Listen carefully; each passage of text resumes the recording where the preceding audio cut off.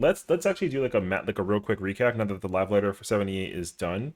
The patch is named Growing Light. There's two parts. The first part comes out in October. Second part comes out mid-January, which is cool. At the same time, though, with part one being released early October, you kind of have like 2 weeks to get the MSQ content done for this part before London Fanfest comes out, and then we're going to get more keynote information for Dawn Trail, which is sick. The schedule is here, so obviously this is where we'll get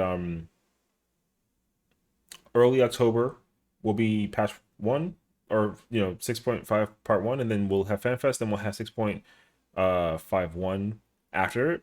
Then we'll chill until January 2024. We get the final FanFest. This is where we get all the great information. Like we get the job actions, we get the full confirmation on like the jobs that are coming to the game. We get like the full 6 minute trailer where the song is cleaned up and the lore gets implied, and then we figure out what the whole story is kind of setting up for with Dawn Trail. And then we get the final patch update for the MSQ, where we get to actually see the segue that goes into 7.0 for 6.55, and we get the final relic, which will be also really cool. Additionally, right, we the 6.5 live letter, right? They got the updates for that. For some magical reason, Zero's in the Crystarium. The mystery behind that is a big TBD, but we'll find out more about it. We got new tribal quest coming out. They didn't even reveal what it was. All that they said was that there's going to be new beast tribe or tribal quest. Sorry, but the problem is that it requires you. Well, it's not really a problem, but you're required to complete all of the beast tribal quests prior to being able to do this one. So sounds like there's kind of like a lore implicational thing here happening. I didn't really get to think about which one it is that I might pull it down to, but um it could either be like, well, you gotta think about the areas. I was thinking like Labyrinthus or Garlemald or something, but I have no idea. We got new Manderville stuff, so that means we're gonna get the new relics. We got the new trial, Abyssal Fracture. We're actually fighting Zeromus lore-wise, which is pretty cool actually. Um I had a theory about this actually. Because the thing is that in FanFest right now, there's a different trial that they're allowing you to do. And it's Asura, which is technically like the six sword primal girl. Um, for some reason they're making that be a trial that you can do in the game. So they're going to probably give us more information about that trial with part 2 live letter 79, because obviously Zeromus is a lore based trial, and it's required in order to complete MSQ for the remainder of the expansion. Asura is a primal trial that is optional. So there's a possible chance that it's going to be part of the relic. That's my thought. So we'll see. That'd be pretty cool. We got Thornton the God, the new Unreal coming out in 6.5. This trial is going to be so much fun, and it's going to be so difficult, and it's going to be so much fun. So it's going to be really cool to check that out. We got ourselves the new Alliance raid. Technically, the elements that are remaining are water and wind. So we'll see how that kind of kicks into gear. Thalia is the name of the actual trial. There's a screenshot of that. That's the wind section, I'm pretty sure. So that's kind of cool. Duty support for Stormblood is complete. So that just means that now you can play the entire game from start to finish, single player experience, which is fire. Outside of trials and raids and all that kind of stuff, though, but being able to do the dungeons is really cool for all that.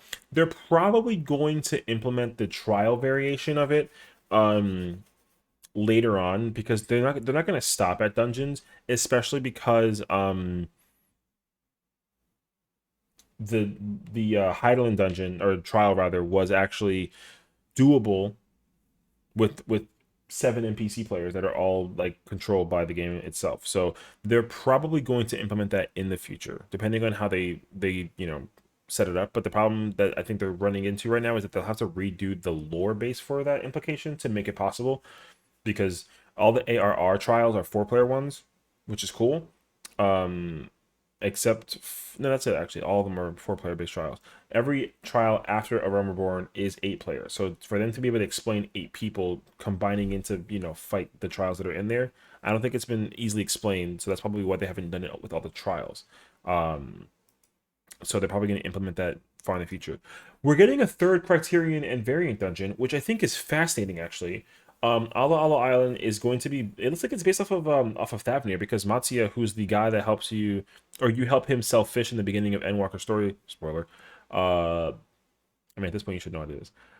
He's the person that's going to be navigating with you through the third Criterion dungeon.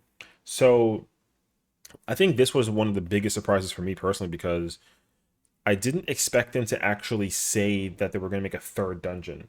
So it seems like to me they're trying to release one either per major patch, which means like in theoretical perspective, we might get 5 per expansion if it works out that way.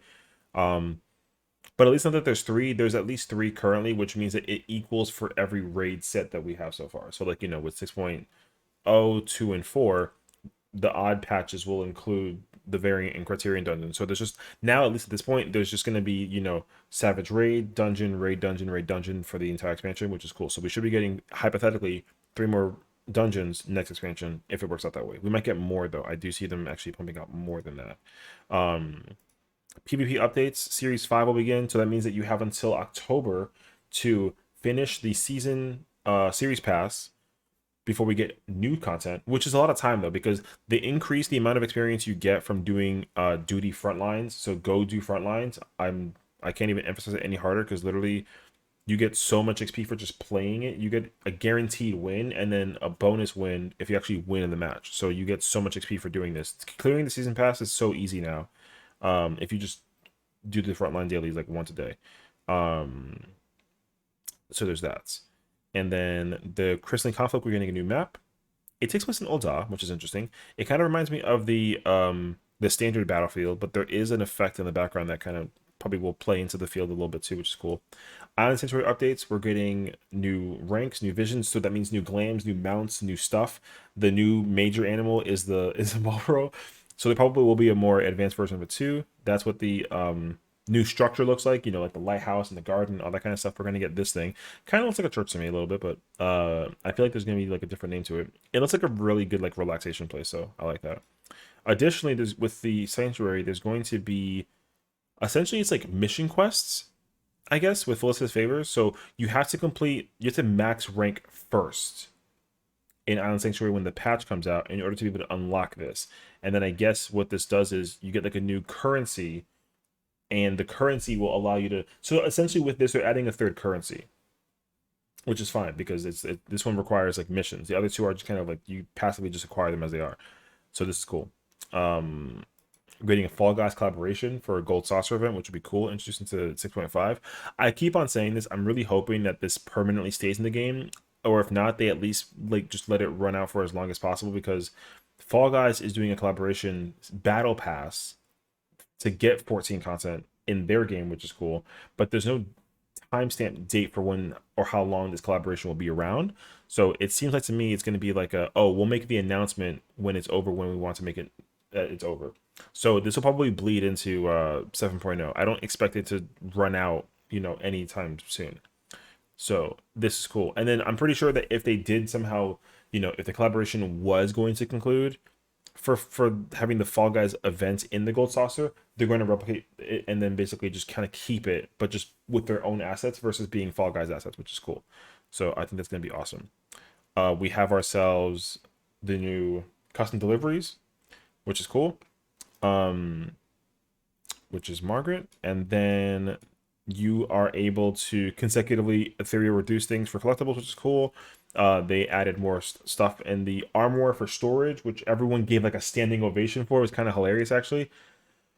People were really hyped about this, and it makes sense too, because like even if they increase the glamour dresser inventory size, like they made it even more possible to store stuff, which is really cool. And this one too. Actually, I think this is what they actually gave a ovation for, where now you can put an item level restriction on doing duty roulette alliance raid. So now what this basically means is that if you queue in with a level 70 class of any kind, like you have a higher chance, you can set it to make a higher chance of going to be closer to those level of alliance raids, because I'm pretty sure people have been constantly getting like Labyrinth of the Ancients, Circus Tower, and World of Darkness, even if you're like level 90. So they're just kind of like allowing that restriction to be able to stretch it out further up in terms of alliances you can do, which is cool. Additionally, now they've also added the ability to change the teleporting from like if you're going to use the teleport versus it being area based, it'll be expansion based. So they're going to add Dawn Trail here later on, and they'll kind of push this a little bit. Um, so we'll see. This is the mount that you get if you get all of the trial extreme mounts. It's the best. This is exactly Bahamut from FF3. The chair is not included, but it is in the mount, but it's not in the game for FF3. But this is basically a Bahamut that is from FF3. If you were wondering, um, that's really cool. So now, of course, free trial is being expanded to include Stormblood. This is coming with 6.5, which is crazy fire, actually. Um, there's been a lot of conversation, I think, about people wondering if whether or not they're going to include the ability to have you do ultimates in the free trial.